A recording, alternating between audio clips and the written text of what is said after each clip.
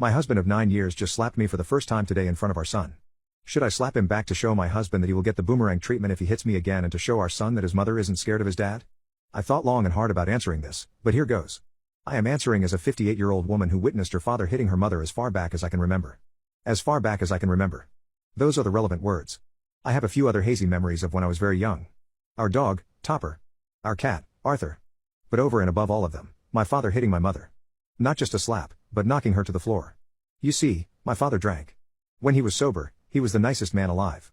Get alcohol into him, and he turned into a monster. This went on for years, until I got to an age where I would try to get between them. Then I got it too.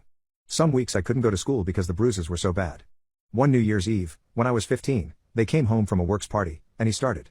For once my mother fought back, and I ran out of the house in my nightgown, looking for help, and was lucky enough to run into a passing police car.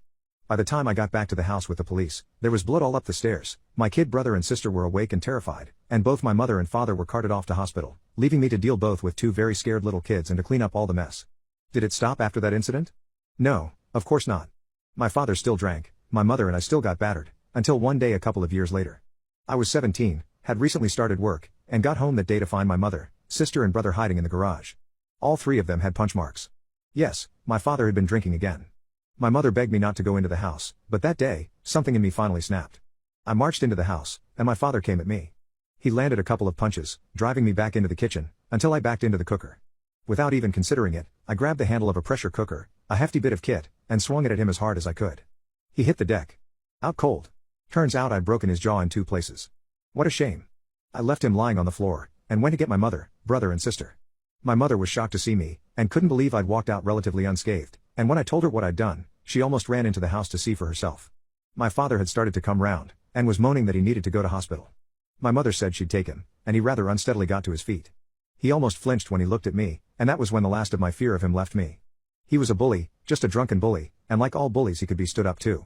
I took a step towards him and said, quite calmly, if you ever hit any of us again, I will off you in your sleep. He clearly believed I meant it, because he never again raised his fist to any of us. Years later, talking about it with my mother, I remarked that he must have believed me. My mother gave a little smile and said, not just him. I believed you. I guess what I'm saying with this story is, don't make your son be me. Don't make him grow up with memories of his father hitting his mother, don't put him into the position where he will try to defend you. Once a man starts hitting a woman, it's a slippery slope. Leave. Or make him leave.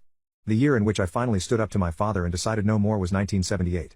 For many women like my mother, there was no help. Families might know that this kind of thing went on, but it wasn't talked about. I also want to refute any suggestions that my mother was a weak woman. My mother was trapped.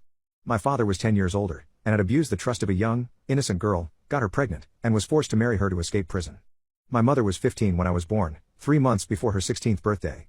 They were married 2 days after her birthday. She had no choice. Again, these were very different times. A year after I finally stood up to my father, my grandmother passed away. She left her house to my mother. Finally, my mother had somewhere to go, and she took that chance like a shot. Although my father had never used his fists again, he had resorted to verbal abuse. Some of the things he would say were truly awful, and in its own way verbal abuse can be as bad, if not sometimes worse, than physical abuse.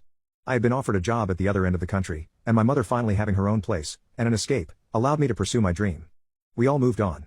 A couple of years after she left my father, my mother met a wonderful man. They were together until he sadly passed away from cancer 3 years ago.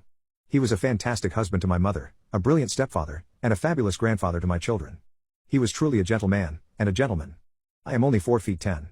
My father was not a tall man, but the day I stood up to him I wouldn't have cared if he was 6 feet 10. I wasn't thinking about anything except this is going to stop. Seeing my mother, brother and sister cowering in the garage, on a freezing cold day, shivering and too scared to get any warmer clothes was the final straw. For those who have commented that they have lived through very similar events, I am truly sorry. I do understand your pain, and the scars, both mental and physical, that it leaves behind. I have sometimes wondered how different my life would have been if none of that had happened, but I finally realized that it has shaped the person I am today, and I like the person I am today. Since that day I have never been afraid to stand my ground, to stand up for what I believe to be right, and to speak up for those too afraid to speak for themselves. I am speaking to those of you now who have similar scars. You were a child. It was not your fault.